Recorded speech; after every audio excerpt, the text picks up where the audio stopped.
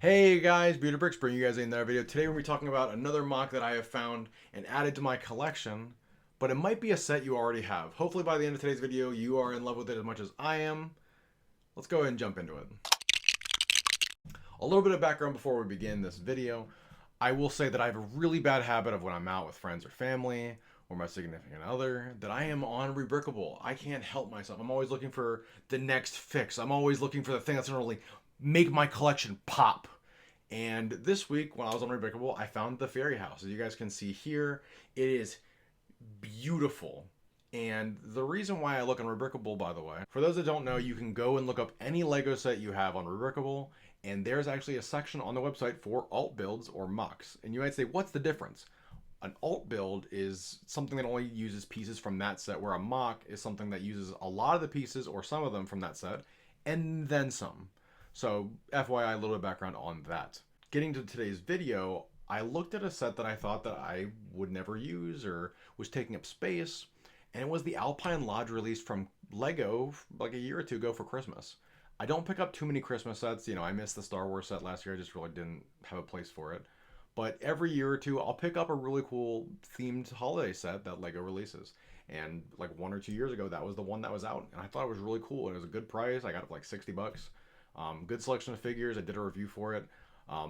But addendum to that, while it was really cool sitting on my shelf all year long and taking up space, I was like, you know, I'm exhibiting soon. I want to have something cool. And whenever I get the chance, I look on Rebrickable to find sets that either don't have photos, don't have a video posted, or it's something that's really good for my city. Because that way I can help the community by ordering the parts, putting it together, giving feedback to the MOC builder, and allowing people to look at the pictures or video that I provide so that they can decide if it's something they want as well, and I can give feedback as well in comments. And I think that's one of the most valuable things is like we are a community. We focus on building these things. A lot of people will put stuff into stud.io and then they'll never build it. Enough about my process and how I pick things, and more about the fairy house, which is why you're clicking on this video and why you're here probably. The fairy house is one of the best MOCs that I've seen by this creator here. And I will tell you right now, this guy has made MOCs for so many sets where it's one or two of a set to build something, or it's, you know, one set and then some pieces. There are so many modular concept builds that this guy has made. I almost feel like he probably works for the modular team at Lego, or he's trying to, because it definitely seems that way. You know, just the black roof that comments or accents the Tudor corner here.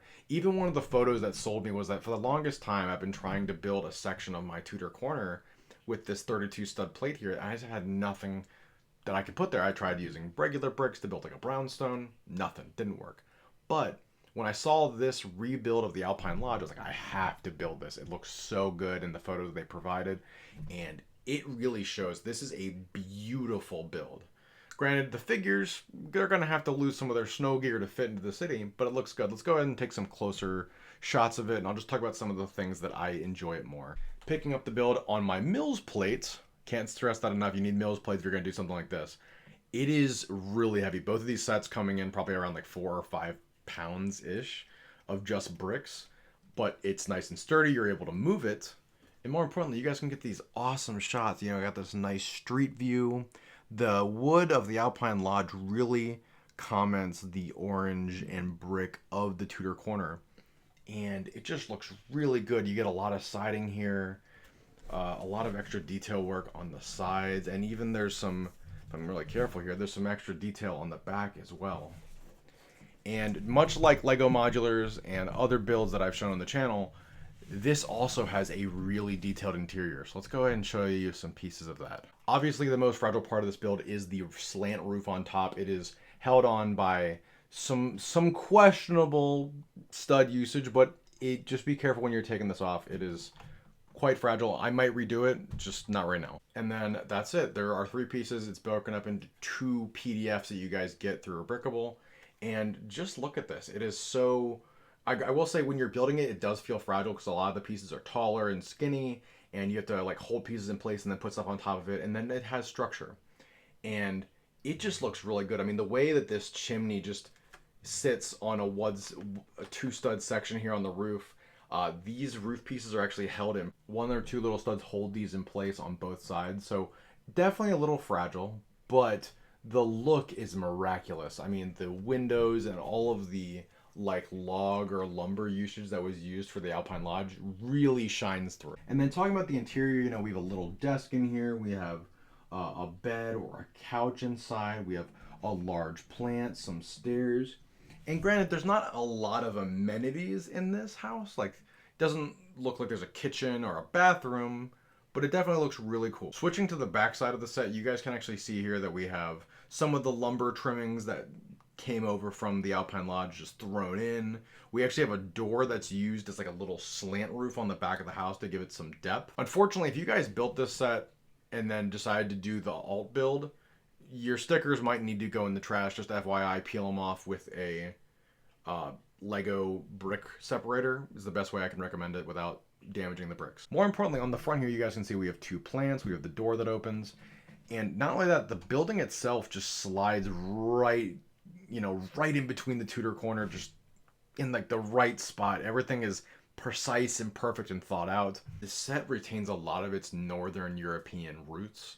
It definitely has that like Frozen or like what you've seen in other social media or pictures from around the world where it's a lot colder climate, that they use a lot of lumber and insulation of that style where it's like an older, you know, before modern situation. And this is almost like that, but more, where it's like the Lego people who've owned this house were like, we're gonna rebuild it and throw it into the Lego city because we need something modern, something that just pizzazzes our existing living conditions. It's like almost if they took the house, chopped it up, and then rebuilt it into something new that's a lot cooler.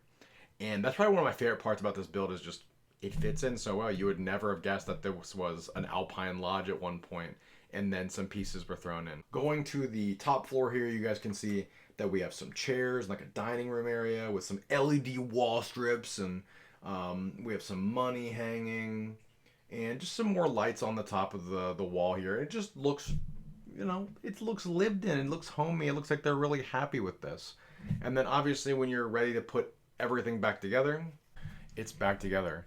I will say this is probably one of my favorite builds that I've ever done. Granted, putting all the pieces back on the floor and separating everything was super tedious, and I hated that, but the end result speaks volumes. This is probably one of the coolest sets that I've ever had in my collection, and I'm so happy that I was able to build this set and add it to my Tudor corner, which I was planning on putting a parking lot or something else here, and this is so much cooler than a parking lot. I love this. We love this. But ultimately, I want to know what you guys think down in the comments. Do you guys think this set is beautiful like I do? Remember, credit to the author of this set on Rebrickable, description down below, name above me. Please go give this person tons of feedback on the set. Go and buy the instructions from Rebrickable. And if you have this Alpine Lodge, buy the pieces. It was like 30, 40 bucks for the pieces when I bought them, and I was able to build this fantastic build for my city. But as always, I've been Bearded Bricks. I want to know what you guys think. Do you guys think this set is cool, or do you guys think it's whack? Let me know down in the comments. Don't forget to like, subscribe if you guys want to see more content like this, and I will see you guys in the next one.